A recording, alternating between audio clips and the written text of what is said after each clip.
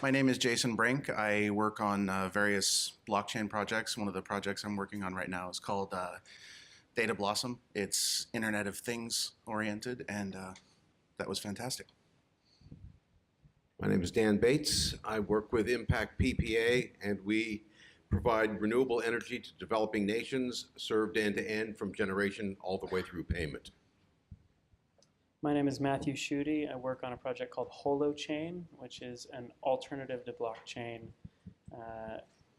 We're a way of building peer-to-peer applications using just the devices of the users themselves. No mining, no cryptocurrency, etc.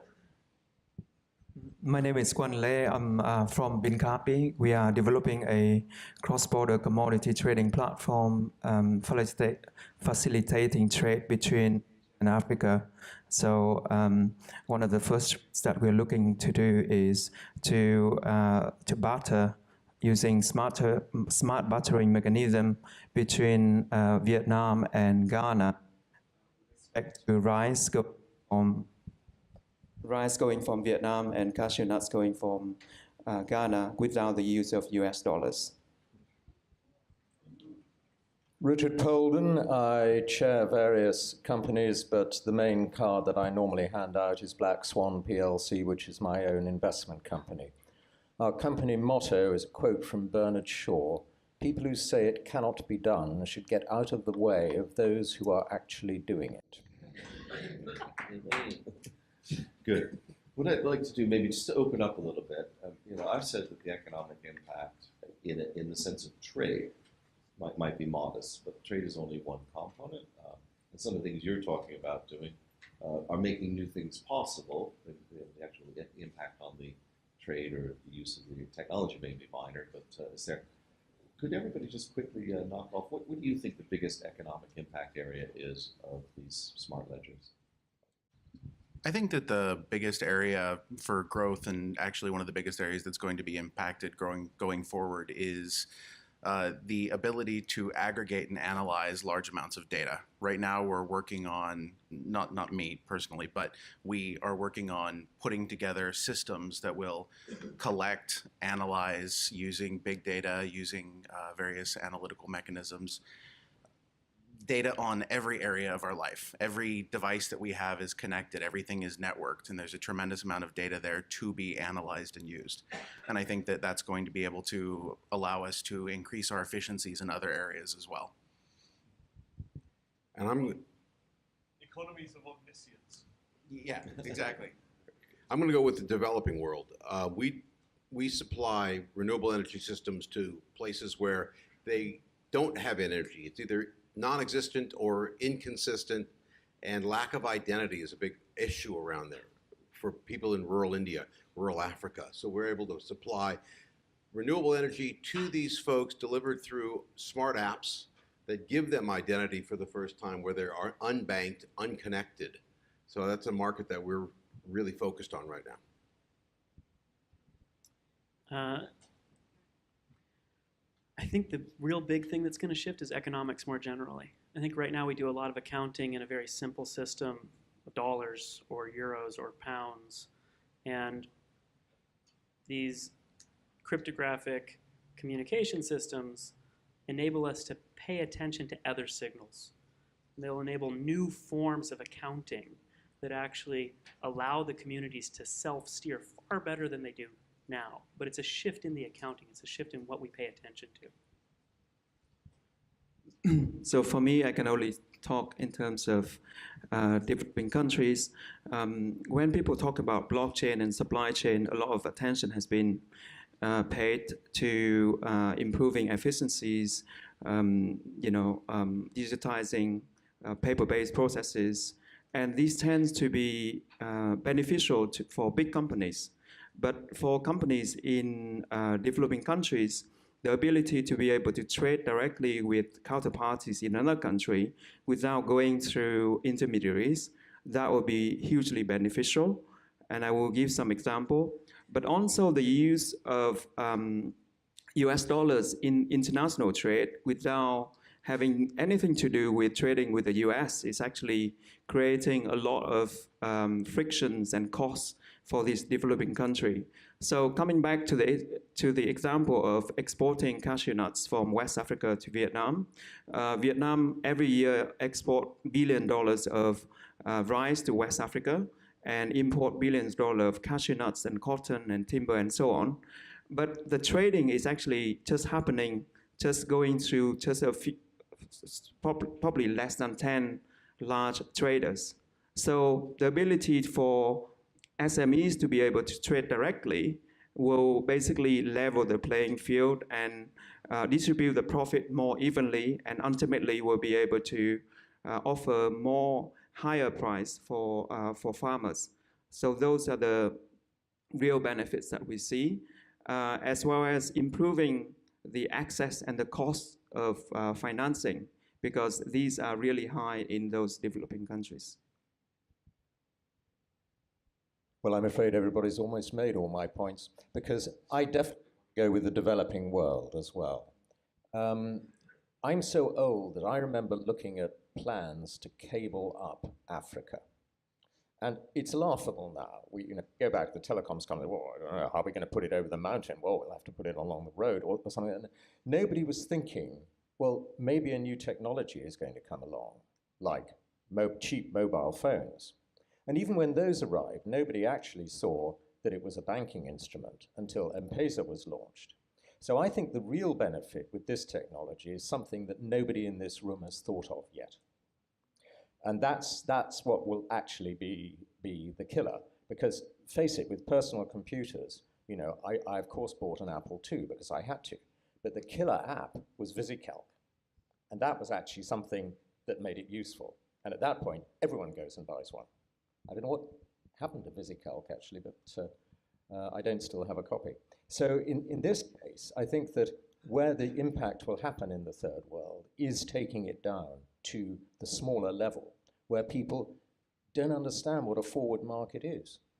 We were looking at something in one Asian country that I can't name, where the government wants farmers to have the ability effectively to sell their crops forward. So markets and restaurants know when the carrots are going to arrive, they know when the meat is going to arrive, and they can help finance the trade. Now that's a perfect smart contract financial blockchain transaction. Well, that's actually a pretty good theme for, I think, debate. I might turn to Quan and then to Dan on one side, maybe. They say it's not quite it. What do you think of Richard's assertion that this is really effectively a leapfrogging proposition, and that the first world isn't the place to go? Dan, that's our Quan. So we view blockchain may have the ability like mobile phone for developing countries, especially Africa. So up until probably 10, 15 years ago, Africa is basically impossible to communicate with Africa because they don't have a very developed telecommunication network, no fixed phone. But now everyone in Africa has a phone. So we develop agriculture projects in Africa for another in another business, and even people in a very remote places in Africa, they have the access to the phone, maybe a very simple phone. So with that also create a lot of financial products such as M-Pesa in Kenya. So we saw blockchain has the potential to actually improve the financial infrastructure for these developing countries. Because if you're looking at a payment going out of Africa, regardless of hundreds of banks in Africa, but ultimately it's going through banks. One is Standard Chartered and the other one is Citibank. And every time this payment going through, then it's in US dollars, you get routed to New York. So here is about to create this financial infrastructure that will enable a larger segment of society to be benefit from this innovation. So I've been working in the rural areas of Africa and India for about a decade now, supplying renewable energy products to them. And bringing the blockchain into what I have been doing historically is just a game changer for the way we address the need of the people out in these rural areas. So imagine, if you will, we've got these microgrids now that are set up that are connected to smart meters, whether they're through existing copper wires or we have to sometimes string them, but that's a different issue. EPCs do that work. But you've got a blockchain-driven smart meter that people can now address on a cell phone, right? So it's no different than what they're already used to. M-Pesa, I think we heard yesterday, was 70% of the transactions in Africa are done through M-Pesa, a cell phone interconnected device, right? So we install these smart meters, which then become sort of like the OS, right? So you can have layered services on top of renewable energy now, internet connectivity, all sorts of other things that are capable, right? Water pumping, cold food storage, whatever you need. We are just a base layer that apps can now sit on top of. We become the payment channel, which opens up a whole variety of opportunity in the developing world. And that's something that I think is really exciting. And reducing costs, providing additional services, that's what makes the blockchain so exciting for what I'm doing right now. If I may, I just want to add in a little tiny comment. I think one of the things that makes these technologies so powerful in the long run is that they're based on voluntary participation. You don't have necessarily a centralized authority that's issuing them. You know, farmers can participate in the developing economies by deciding to sign up. So there's a lot of voluntary participation, and then there's also an element of extra nationality to it. They can spread across borders very easily in ways that more traditional financial systems cannot, which allows, you know, movement of pistachios or cashews and things like that. So I think that's pretty cool.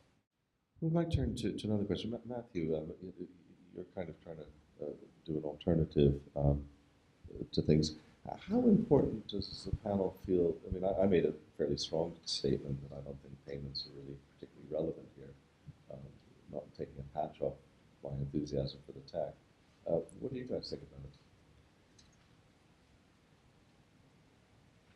I think there's a lot of activity that might get fostered when we're able to do payments that are actually micropayments. As you had pointed out in your talk, that's not at all what the blockchain architecture enables. It also doesn't actually enable distributed systems. I love the work that you guys are aiming to do. And the first thing that pops into my mind is, if I'm in a rural context and there is some power disconnection, does that suddenly mean I'm not able to interact locally because I don't have access to some global blockchain? And there are alternatives, and I think some of the systems that you brought up and some of the systems we're working on are actually distributed systems, so they don't need to talk to the global ledger in order to have interaction become possible. But yeah, I'll leave it there. The one thing I do want to make, I totally agree with the point about what we call mutual, and he referred to as mutuality. That hey, you and I want to play a game. Okay, we can play that game. And if it's not working for me, I can play a different game. And I think the really exciting architectures are the ones where I can still keep playing this game with you, but I can also start going and playing a different game as well. And so we're able to start extending the sense making that's available. And it becomes a user-centered architecture as opposed to an application-centered architecture. And that's the big shift for me. I think that's the big difference between the world today, which is a world of applications where we run into and out of apps, and a world of basically an ecosystem where you actually have users at the middle bridging between these different social contexts. Other thoughts on payments? There's the comment that it's Standard and Chartered and the payments go through it and they go through New York. Dinosaur-like, that is going to have its head chopped off. And one of the ways that's going to happen is Bob Diamond's bank, Atlas Mara. Hands up in this room, who has heard of Atlas Mara? Okay. If we do this in 2 years' time, first of all, anyone who's in Standard and Chartered won't be here because they'll be redundant. And everyone else will have stuck their hand up. And what Bob Diamond is doing is consolidating bad African banks. He says it's going to take him 3 to 5 years, but if he has any reasonable track record, which he does, I think it'll probably take 2 to 3. And what he's trying to do is to transform banking in Africa. which is a component part of the payments. So when you've got M-Pesa doing the small payments, if you had a pan-African bank financing African trade, that is going to be the most staggering winner because it doesn't need to charge the prices that the existing banks are charging. Interesting. At the very low level too. I actually live in Thailand most of the time, and at a very low level, these banking fees are crippling to small farmers. And having the ability to have microtransactions with sub-cent fees is absolutely critical to the growth of the economy because, you know, if you're talking 3% of a dollar, that's significant. But, you know, if it's only half a cent, then that makes things a lot better. It's a lot more money moving around in the ecosystem. Well, I'll make one last comment there. I'm not a big fan of tokens. We don't really use tokens in architecture, but instead of payments, I would try to push towards recognition, because there are various ways in which people can recognize contributions that is not necessarily a payment. There's ways in which you can recognize activity, then that recognition fosters a flow of that type of activity. And it's that sort of mutual, hey, we're going to recognize these types of behaviors, or somebody's going to speak that that's what they saw you do, you gave them this thing. And that moves it away from an industrial sort of architecture, a banking-centric architecture, and towards something that actually can be much more peer-to-peer. Yeah, I would echo that completely. I mean, if you take away the word token, and you say, well, I want to know what my net is, that's the same thing. And once I want to know my net, payment is a different thing entirely. And I think what people who come to this sector don't understand is that were they even to get that going at the micropayment level, that they would destroy the credit systems. And that's a scary thing. It's not that I'm saying that they need to be preserved because they exist, but it's not as straightforward as that. And a lot of these things of, I'm going to put all of the ether into the smart contract to do the insurance payment, it just simply doesn't work. You've obviated pooling, or you have to create a whole bunch of money. I'm going to put all this stuff into my smart contract. Well, then I've got to have outrageous amounts of credit funding. Where the hell is that going to come from? So these things don't even stack up economically, but you know, I read the coin sites as well.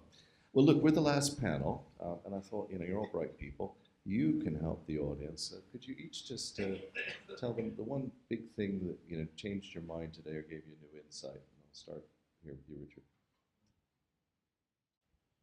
I think one of the things in listening to everyone that people are missing is transaction speed and transaction cost. And you raised it, but I think, you know, rushed through it slightly, because none of the cryptocurrencies are currencies, because they can't really be used to buy your vanilla latte. And I think transaction speed was one of the issues. The other is, a lot of people said, well, of course, this won't work on a public blockchain, which immediately begs the issue of where you're going to get the blockchain from. From personal experience, I know that there are blockchains and blockchains. Electronium, that a friend of mine invested in, ICO, 2 hours it took to hack the blockchain that they'd scribbled on the back of a coffee tin. So there are pitfalls that that people aren't seeing, but I think most of the people at this conference today have seen them and are addressing them. Thank you. When I first learned about blockchain about a year ago and started reading materials, one thing that came to my attention was what they call the FAT protocol within the blockchain world, saying that people building protocols will benefit more in terms of value capture comparing to people building applications. And we are now building applications, so it's a bit scared. The reality is that unless the blockchain space have a real-world application that change people's life, then the whole place is a bit of a Ponzi scheme. People are just hoping that ultimately there will be some kind of killer applications that will affect people's life and change. For us, and for us implementing something quite simple like a payment mechanism When we talk to authorities in Vietnam and Africa, they tell us, you don't even mention cryptocurrencies because we don't want to hear about that. We would like to hear about a bit more about blockchain and how that can affect. So it's incredibly difficult to bring the legacy economy into the blockchain world. Whereas for the people in the room who are very committed to blockchain, things that transition can happen very quickly. So I agree with your analysis that the benefit might be small, but also the benefit might take a long time to deliver as well. There was a comment and a conversation that happened during the first panel this morning around trustful versus trustless, and there was a fair bit of interesting conversation there. And for me, the idea of trust as if it's a single thing is silly. As if you did these actions and now you are more trust-y. That's not at all what actually trust is about. And I completely feel that we are shifting where trust is held and how we're handling predictiveness and our sense of certainty about something. But it's always contextual. If I'm trying to go eat at a restaurant, the kinds of information that I care about and the sources that I trust are different than when I'm trying to order lumber or look for a babysitter. And the mutual sort of systems, it will enable parties to pay attention to the signals that are relevant for them. And so that, for me, I get really excited about the building up of trustful systems as opposed to trustless systems. For me, I'm rather new to the whole thing. So there's, a lot of you who have been doing it much longer than I. So I'm sort of a newbie in the world for the last 9-10 months or so. And I see a lot of stuff going through that whole ICO pipe that some of it's great, some of it's awesome, some of it's just unbelievable crap. And you look at this and you go, oh my God, it's like the .com thing all over again. We've all experienced that. At the end of the day, I think the whole concept of blockchain and what it can do for social impact, what it can do for community and trust and identity is what's great about it. But at the end of the day, there's got to be some fundamentals under it. There's got to be a business. It's like the old days of the .com, the guy walking down, I'm from California, Sunset Boulevard with a wheelbarrow full of money and you've just thrown it out there. You got to go, what is he going to do when he runs out? Because there's no financial underpinning to a lot of the companies that I'm seeing. I'm sure there are many that are awesome and are great and they're going to be survivors, but we're going to run into this nuclear winter of blockchain with all of these really crappy companies. And the ones that are, fundamentally sound are going to survive, and then it'll be the dawn again. But I want to see companies that just go do it, make money for their token holders, their investors, whatever the SEC allows us to call them, right? And survive and push it forward. No more faith, trust, and pixie dust. Yeah. So, Jason, final words yours. Yeah, I'm honored to be the last person speaking here. That's kind of cool. Anyway, one of the things that I take away from all of this, and this echoes what many of you guys have said up here today, is that we need to pay attention to the fundamentally non-monetary applications of blockchain technology when it comes to data, when it comes to identity, verification, when it comes to creating trustful societies. I like that term. English is awful for explaining some of these things. But I think that taking away the fact that we can use this technology for so much more than, ooh, I'm going to send someone money. It's not about money. It's about the broader, deeper applications of these technologies in every area of our lives. And I think that's where the big change is going to come, when we stop looking at things as quote unquote cryptocurrencies and begin looking at them as tools for moving information. Well, thank you, panelists. In closing, I'd like to say a few remarks, if I might. The first thing I'd point out is that, to me, it's really about my IB theory of technology. For a long time, I used to run about 40% of UK R&D within the Ministry of Defence. We got 40% of government R&D. one of the things I found there was no new technology ever came in and blasted an existing one out of the way. It's not how it works. It takes a very long time, and the ivy kind of grows around the tree, and then you kind of come back 30 years later and the tree's gone. That's really the way that it happens. So a lot of we're going to demolish the financial sector, but you're not going to demolish it. You might strangle it. It's going to take a long time, but you're not going to blow it up. There's virtually no example of that in any of the technological stuff that you ever look at. The second thing I point out is that implies, and I think we were getting there as well, that it's the new areas that are going to be exciting. It's what this enables us to do that we're not doing, as opposed to what we are doing that we're going to do better or something, and that would justify some of the findings here on the relatively mild impact on existing types of trading systems. And that is also in line with the leapfrogging comments you made about developing countries. This is a place potentially to look, certainly to favor if you're trying to do some type of selection matrix. And I think it was interesting to see that I couldn't get much pushback on payments being somewhat fringe there, so identity documentation and agreements. I might also take out an ad for two things. If you're interested in our wider research program, I also brought that along, but I wasn't supposed to advertise, but it's sitting here. It's not really advertising, it just tells you what we're doing and what's coming up. It's just here on the bottom of the podium. And the second thing is to point something out to you that you may not be aware of, but in April, on the 16th, 17th, and 18th of April, 52 leaders of the Commonwealth are coming to London. And one of their major items on the Monday the 16th is in fact what distributed ledgers, smart ledgers, may or may not do to world trade. And so a lot of people are looking at it. But those of you who understand how the Commonwealth is structured, of course, these are really coming largely from the developing world. And I think that could be probably at least as much interest as much of the other government gassing about SEC or FCA or the Japanese regulating or not regulating cryptocurrencies. I think it'd be really neat if the trading systems of the Commonwealth were putting a push behind it for developing countries. So Vinay, may I thank you very much for the opportunity. May I thank the panelists for coming up and supporting me here. It's been great. 6 of us managed to do it.